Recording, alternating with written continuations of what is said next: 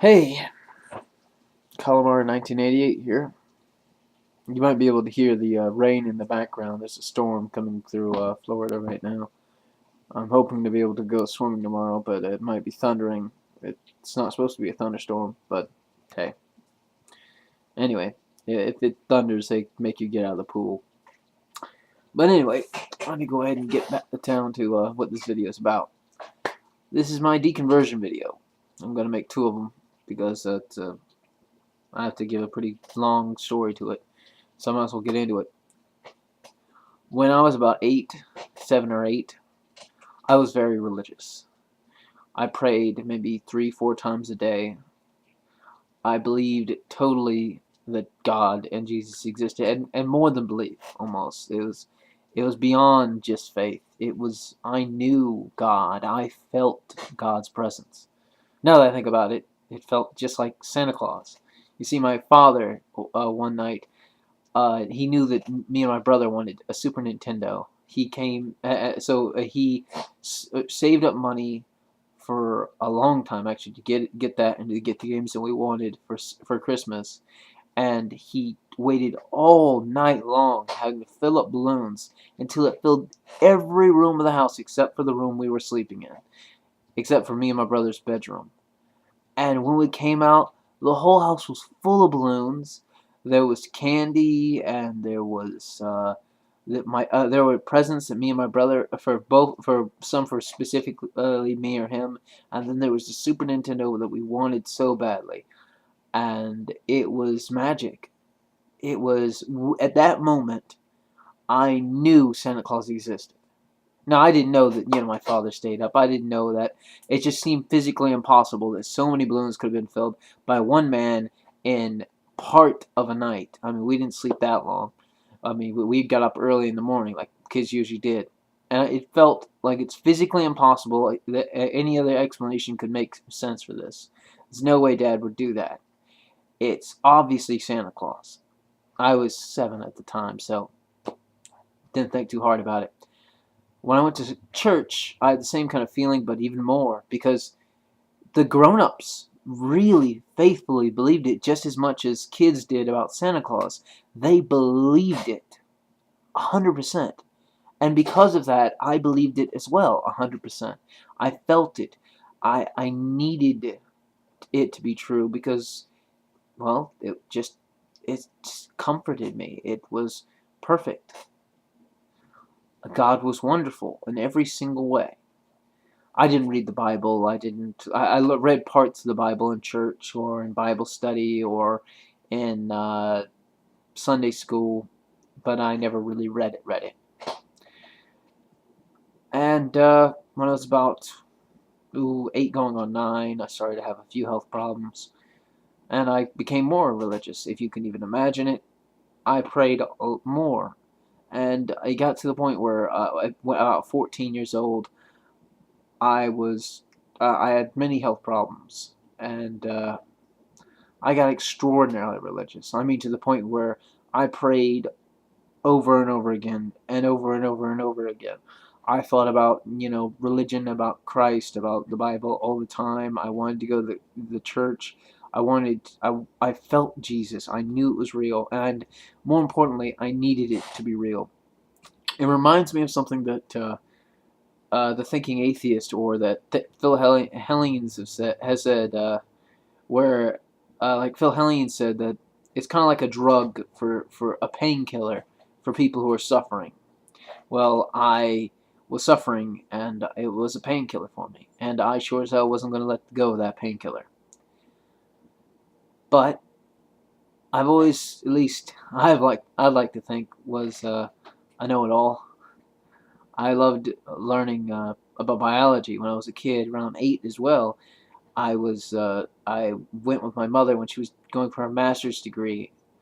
Uh, she would go to the library a lot of times to print something out or get a certain book or whatever, and we'd spend times reading books there, me and my brother. And we watched The Outer Limits and Nova and many different sci-fi shows or documentaries, and it opened our minds to new ideas. My brother became an atheist when he was 11. I didn't know. But me, it took a lot longer. I went until I was 14, and then I started to to need to hear an argument. I started to have feelings like I needed to learn more about Jesus and God. So I started to read the Bible, and then I saw horrible things in it. And then I had to go in and hear the arguments for why it's in there. I needed someone to tell me, just to tell me that you're good. You just misread what that meant. That's why I wanted to know that, hey, no, it's okay. You just misread it. You didn't understand what it meant. And well, I heard horrible arguments. Stupid arguments, made no fucking sense. I've heard pretty much every argument you can come up with from a religious person. I've heard argument after argument. I've heard debates from all over the world. I've heard debate after debate after debate and listened to their best arguments. I've read books on the subject, many books, and I took so long to become an atheist, at least for me. For me, it's really ridiculously unlikely that I would have been a Christian for so long if I didn't get sick.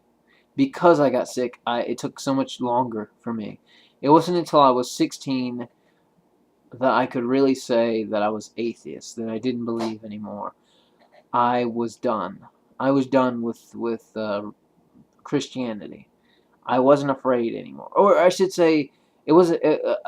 I was still a little bit afraid of hell. I mean, even though I was an atheist, I still had that little bit of, wait a minute, what if I'm wrong? What if I'm wrong? The Pascal's wager kind of thing. It's a ridiculous argument. It's stupid, but I was 16. Can't help it. I had a little bit of fear of hell still. And then when I became, so I was about 17.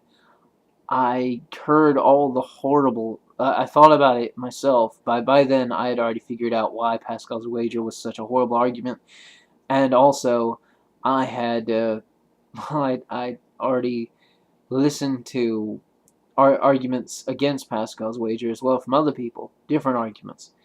After hearing so many different viewpoints of how it's a horrible argument, and then seeing, myself being able to pick it apart so easily, it's such a bad argument. But it was the only thing holding that little piece of fear.